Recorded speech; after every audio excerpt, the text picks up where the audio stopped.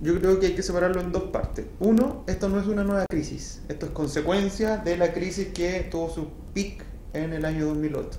¿Qué es lo que pasó en el año 2008? Si tú quieres ver como en un formato grande, tú pasaste un problema de deuda privada, que era de estos problemas con las hipotecas subprime, etcétera, que a nivel de bancos, tú lo pasaste, ese riesgo, esa deuda, a nivel soberano, fiscal. Si te recuerdas, fueron básicamente los gobiernos los que capitalizaron los bancos, los que ayudaron al sistema financiero a pasar esa crisis. ¿Qué es lo que estamos viendo hoy día? De que ese nivel de deuda en ciertos países, por ejemplo el caso en Europa, más claro es Irlanda. Irlanda tenía un déficit de 2-3% del producto, súper sustentable en el tiempo, una economía que crecía súper rápido, pero al capitalizar su sistema financiero subió a 30% el déficit del producto. En el caso del resto de la economía europea, con estos problemas de tensión financiera, se ven un poquito más afectadas, pero no son problemas un poquito más estructurales. O sea, no era posible mantener, por ejemplo, en Grecia, que tuviera esos niveles de deuda pública y de gasto público que fueran sustentables en el tiempo. Ellos se estaban, entre comillas, aprovechando de estar bajo un paraguas súper fuerte que era la llamada Unión Europea. ¿Qué es lo que tenemos hoy en día, entonces, en el caso de Europa? Tenemos un problema de solvencia fiscal.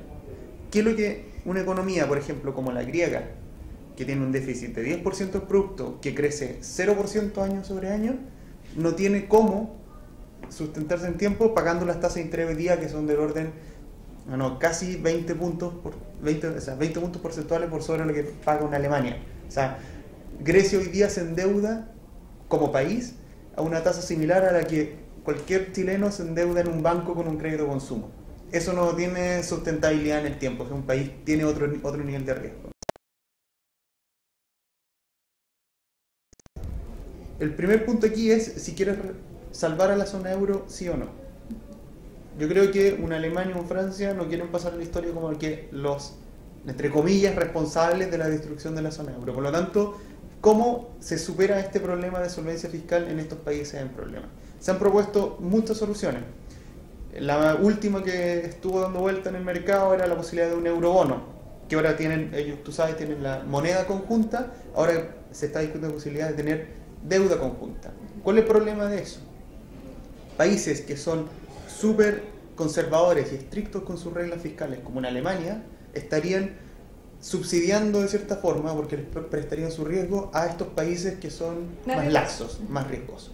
Entonces, imagínate el respaldo político que tú necesitas para una medida como esa. Necesitas convencer a todos los contribuyentes alemanes o franceses en ese tiempo de que ellos van a tener que hacer un esfuerzo, al fin y al cabo, ellos por ser conservadores y tener cuentas fiscales ajustadas están disfrutando de tener premios bajos, o sea, es su ganancia.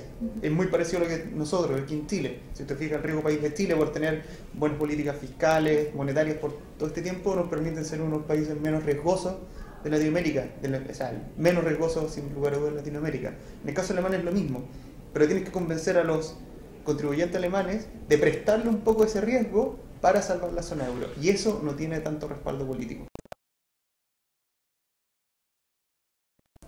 ¿Qué es lo que ves tú hoy día? Un euro en torno al 1,44, cosas así. ¿Puede llegar a niveles del 1,60 que lo vimos con antes de la crisis de Lehman Brothers?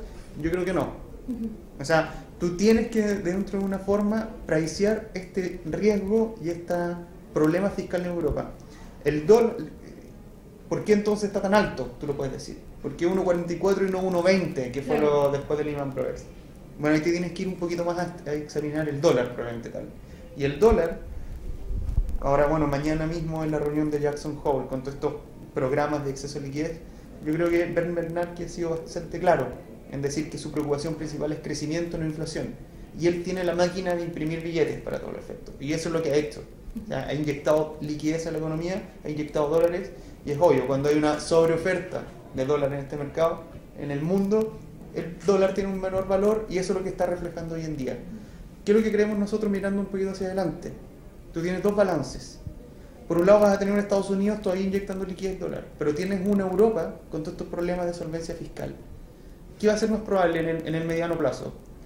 Que esté en términos de cotización del euro, que sea más importante la debilidad del dólar o los problemas de la propia casa. Nosotros creemos, probablemente tal, que los problemas de la propia casa van a ser cada día más importantes.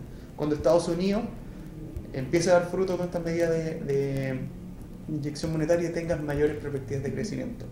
Con eso, tú deberías empezar a premiar un poquito más crecimiento económico por sobre solvencia fiscal. Por lo tanto, creemos nosotros una paridad euro-dólar un poquito más baja, o sea, quizá apuntando un 1.30, de aquí mirando un horizonte de mediano plazo. A eso también lo debería ayudar, que las perspectivas en Estados Unidos hoy día son súper bajas en términos de crecimiento económico también. Eso debería ir quizás mejorando, ojalá mejorando hacia adelante, y que en términos de tasa de interés, de referencia, las TPM de estos distintos bloques, Europa, con el peso de Alemania, que no tenía problemas de deuda fiscal, se embarcó en una guerra contra la inflación, subió la tasa de interés.